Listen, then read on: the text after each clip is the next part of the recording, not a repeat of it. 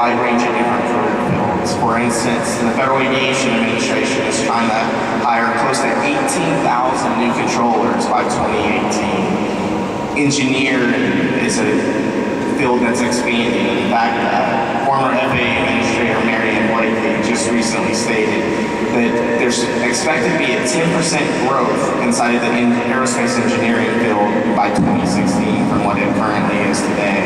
And in addition to that, over half of the engineers currently working are over the age of 50. So as you can imagine, over the next decade, there's going to be a wide range of different people that are retiring from those respective career fields as well. So it's been my opportunity to travel all across the country and try to encourage other people to consider some of the different career opportunities available inside the aviation industry. And part of the reason why I've been doing that is because of what the impact that it had on my life. About 14 years ago, I had the chance to take my very first flight inside a small airplane, and that flight literally changed my life. It was during a Young Eagles flight around my hometown of Augusta, Georgia on June the 29th of 1996. And I got the opportunity to fly a Cessna 172. And after I came down from that flight, I asked my Young Eagles coordinator if I could help out with the Young Eagles program, because unfortunately, no one in my family flew. I had no connection to the aviation industry whatsoever. And I realized that that was my opportunity to hopefully get my start inside the aviation. So from that moment forward, almost every single weekend I would be at my local airport, washing other people's airplanes, doing anything that I possibly could to get a chance to meet local pilots in my hometown. And in exchange, I got the chance to fly a wide range of different airplanes whenever they had an empty seat, and gain some pretty valuable flight time. Unfortunately, I still didn't get the chance to fly as much as what I wanted to. So I asked my parents if they would help me out, and they gave me a small budget that allowed me to fly a couple of times a month, but that still wasn't enough for me. I wanted to fly more than that, so I had to think outside the box and be creative on how I could operate with a limited budget and expand it to as much as I possibly could to include as much flight time as I possibly could.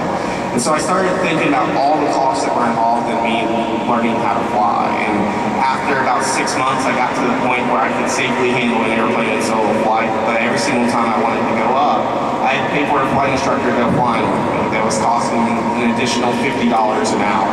And at this point, I was looking at every single penny and trying to get rid of anything that wasn't necessary. So at the age of 13, I decided to try to petition the Federal Aviation Administration to try to get an exemption to fly solo before my 16th birthday. And during the time that I was petitioning the FAA, I flew with over 6 different flight instructors and 2 designated flight examiners. All of them wrote letters saying that I could safely handle an airplane in solo flight. And I also found out in Canada that you only have to be 14 to fly solo up there. So I arranged a trip for me to go up to Timmins, Ontario, Canada and fly solo up there. But I realized that it was going to be a really expensive trip for me to be able to do that.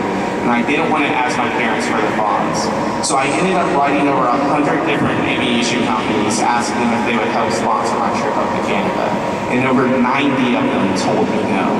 But a few of them did say yes, like Aeroshell, a Benco insurance company, Michelin Aircraft Tires, and a few others. And those that did say yes gave me the funds that I needed to be able to go to Timmins, Ontario, Canada at the age of 14. Solo-powered airplane and come back to the United States as one of the youngest people to fly a Cessna 172 at that time. Unfortunately, the FAA still didn't grant my exemption. However, so I had to start continuing to think outside the box and figure out a way that I could learn how to fly and do it on my own terms.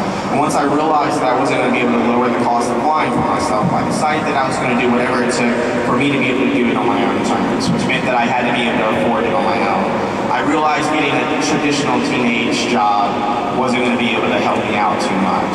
And I started looking around my local airport and seeing all the people that were flying the types of airplanes I wanted to fly, flying as often as I wanted to fly. And they were professionals, they were doctors, they were lawyers, they were teachers, or they owned their own companies.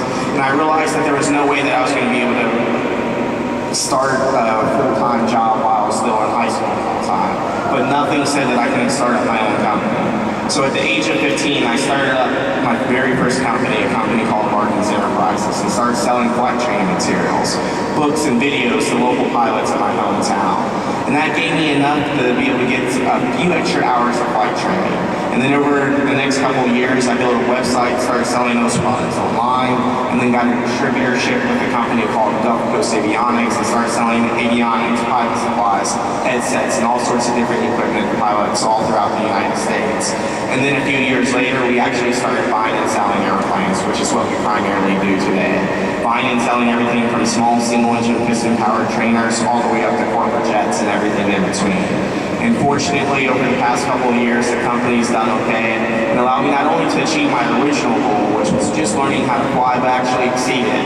By the time I graduated from high school, I had the opportunity to purchase my very first airplane, a Christian Eagle II, which was a high-performance aerobatic biplane that I used to fly in air shows all across the country. Getting a chance to hold positive 7 Gs to pushing negative 5. Getting a chance to go 210 miles per hour, inverted a couple hundred feet off the ground. Sometimes performing in front of audiences that can range as large as 70,000 people. Flying has been giving me so many different opportunities, not only on a personal level to get the chance to travel all across the country, meet some really interesting people and have some great experiences, but also on a professional level. I've had the opportunity to learn how to develop a company and grow it to last year being ranked #1 by Inc. magazine and Business Week as a company being run by someone under the age of 30 throughout the entire country. So aviation has given me a lot of opportunities that I never realized were out there. And so it's been my privilege and my honor to travel all across the country on a regular basis and talk to other people to try to get them involved inside this dynamic industry. There's a lot of opportunities in aviation. One of the biggest messages that I try to leave with people now on a regular basis is that think about what's happened over the last 100 years of flight. The fact that we went from no human-powered flight until the Wright brothers did it in 1903 to everything that we have today. From some of these fantastic military aircraft out here to large airliners that can transport hundreds of people or thousands of pounds of cargo all across the world in a matter of hours, to even sending a man to the moon. And if all of that can happen in a first century flight, what's going to happen during the next century flight? Will commercial space travel become a reality? Will the opportunity for people to be able to take air taxis become a reality? Who knows? But we have an opportunity not only to witness that excitement that will happen over the next century flight, but to become a part of it by becoming the next pilots, the next engineers, the next business operators inside of the aviation industry. But the biggest message that I like to leave with people is that no matter if you have a goal or dream of being inside of the aviation industry, that you can make any of your dreams become a reality. Literally 14 years ago, I would have never thought that I would have had the opportunity to take my very first flight inside a small airplane at the age of 12, go up to Canada at the age of 14 and fly solo up there, become the first student pilot to solo a Cirrus SR-20 here inside the United States, start my own company that would eventually, within 10 years, be ranked nationally on Inc. magazine and Business Week, Yahoo Finance, or even Black Enterprise magazine, and most importantly, start representing a federal agency at the age of 21. But if all of that and so much more can happen in a short time period that I've been involved in aviation, imagine what each and every one of you can do during your lifetimes if you're willing to work hard enough to make your dreams become a reality.